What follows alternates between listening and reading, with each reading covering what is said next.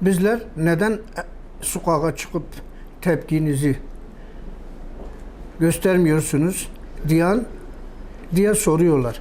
Emekli her gün sokakta, çarşıda, pazarda hayatın gerçeğini yaşıyor. Artık biraz da TÜİK'in sokağa çıkması lazım.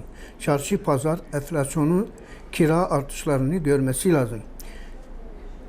Gerçeklerle yüzleşmesi lazım. Zamdan önce vergi açıklaması, zamdan önce vergi açıklamak şık olmadı. Daha zamlar emeklinin eline geçmeden ve hatta açıklanmadan nasıl geri alınacağı açıklandı. Milyonlarca emekli tam bir kafa karşılığı içerisinde ne kadar zam alacağını anlamaya çalışırken vergi artışlarının oranları hemen bildirildi. Emekli refah payını bekliyor. Hükümetimize sesleniyoruz.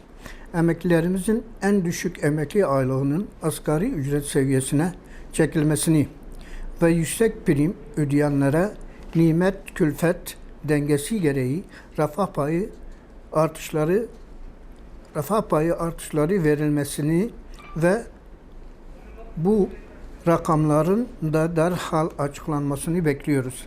Emeklilerimize sokağa dökmek çağrısı yapanlara da seslenmek istiyorum. Emekli zaten her gün sokakta. En ucuz temel tüketim maddelerini alabileceği marketleri ve pazarları geziyor. Asıl sokağa çıkması gereken TÜİK'in yetkilileridir. Biz değil.